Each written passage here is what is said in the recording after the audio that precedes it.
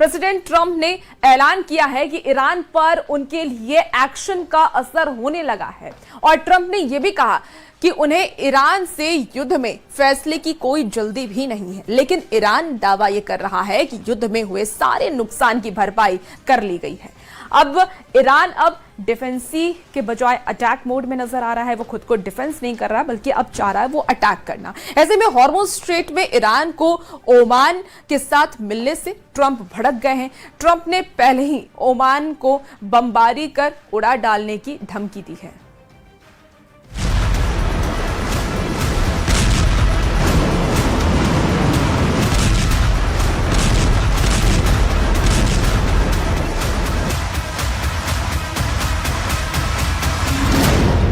Oman ने Trump को हमले के लिए भड़काया।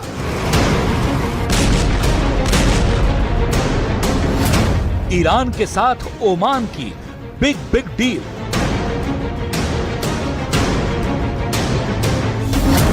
हॉर्मुज पर ट्रंप के दावे फुस। Iran champion. जो नहीं देगा टोल उसे छोड़ेगा नहीं ईरान। ما هم در مسیر ورود در واقع کامل سمت ما هست و هم بخشی از مسیر خروج در آبهای سرزمین جمهوری اسلامی ایران در واقع ये युद्ध अब ट्रंप के बस का नहीं रहा, क्योंकि अब न उनकी धमकी से कोई डर रहा है, न ही उनके खौफनाक हथियारों का किसी को डर है। ईरान तो ईरान, ओमान जैसे देश ट्रंप को भाव देने के लिए तैयार नहीं है, जबकि ट्रंप ने कह रखा है कि अगर ओमान ने ईरान से दोस्ती की तो उसे बम से उड़ा डालेंगे। मगर ओमान ने हॉर्मुज पर ईरान की साइड ले ली है। ओमान ने ट्रंप की B-2 बम वर्षक वाली वार्निंग को नजरअंदाज कर दिया है।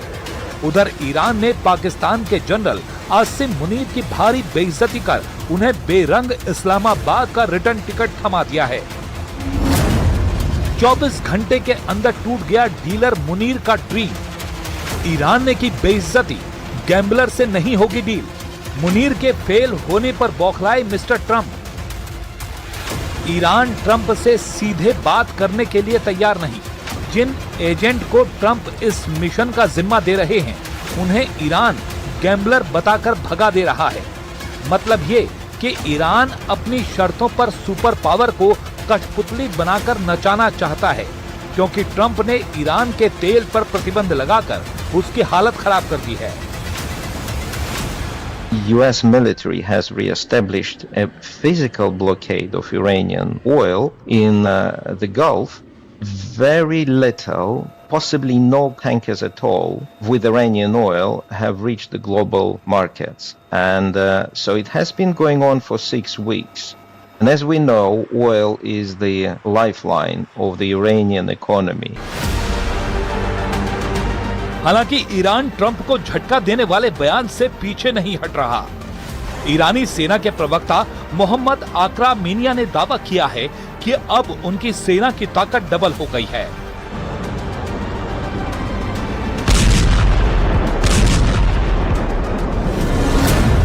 ईरान मिलिट्री के मुताबिक अमेरिका के हमलों के खतरे से बचाने के लिए डिफेंसिव पोजीशन के बजाय अब अटैकिंग पोजीशन की तैयारी कर ली गई है।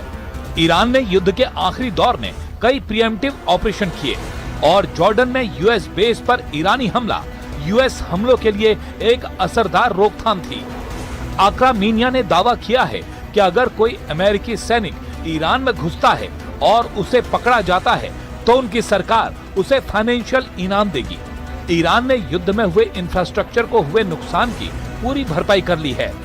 6 महीने से जारी युद्ध में अब ईरान नए मिलिट्री इक्विपमेंट से लैस है।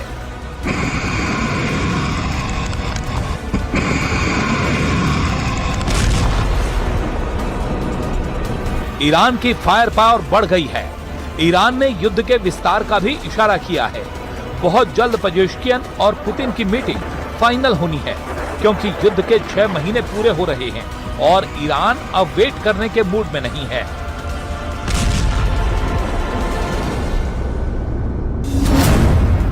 6 महीनों से युद्ध, 6 के 6 महीने ईरान पड़ा भारी।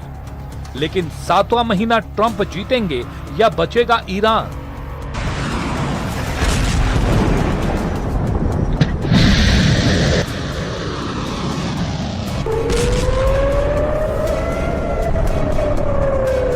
अमेरिका, इजराइल और ईरान की लड़ाई के 6 महीने हो रहे हैं। ट्रंप ने पूरा जोर लगा लिया, ट्रंप ने हर हथियार चला लिया, ट्रंप ने ईरान पर प्रतिबंधों की मिसाइल दाग दी, ट्रंप ने ईरान को नर्कलोक बनाने की धमकी दे रखी है।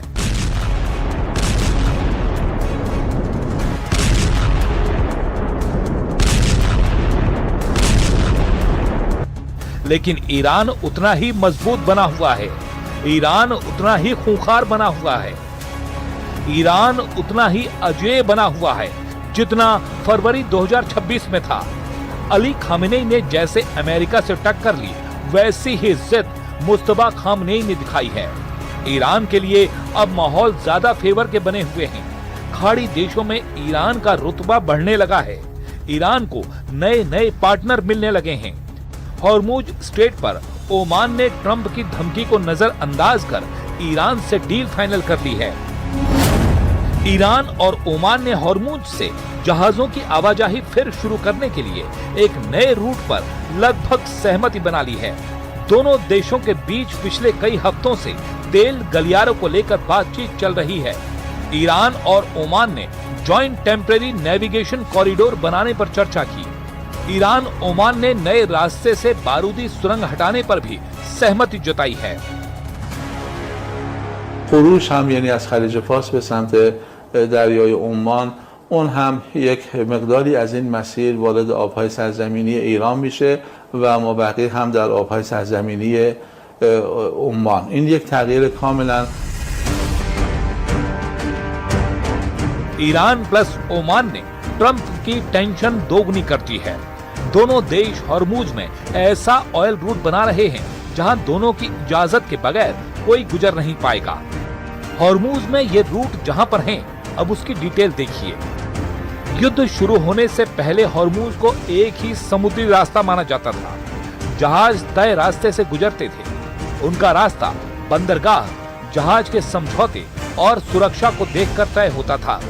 लेकिन अमेरिका और ईरान के बीच युद्ध भड़कने के बाद यहाँ दो अलग रास्तों की बात होने लगी।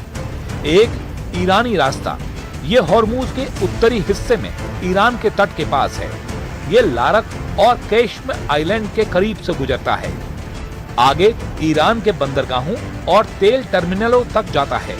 दूसरा ओमानी रास्ता, ये हॉर्मुज के दक्षिणी हिस्से में ओमान के करीब है और ईरान के तट से दूर है।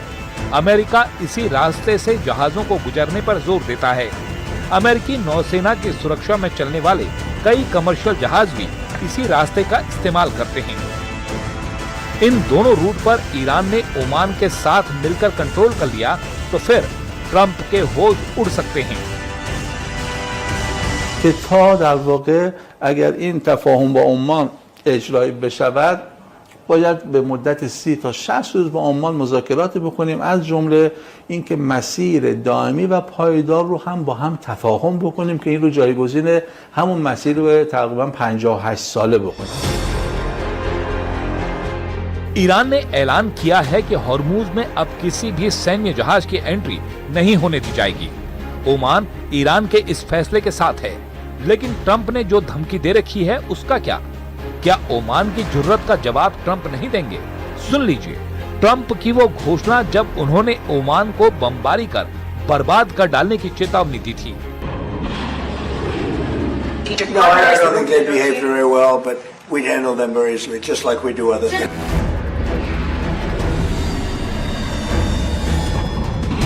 इस बीच अमेरिका ने खौफनाक मिसाइल को वॉर में टेस्ट करने के सिग्नल दिए हैं। अमेरिकी नौसेना ने AIM-424 long range air to air missile मेलिस का फर्स्ट लुक रिलीज किया है। ये हवा से हवा में मार करने वाली मिसाइल है, जिसे जंगी जेटों पर तैनात करने के लिए बनाया गया है। अमेरिकी मिसाइल पावर के मामले में चीन की PL-15 मिसाइल कोसों आगे मानी जा रही है।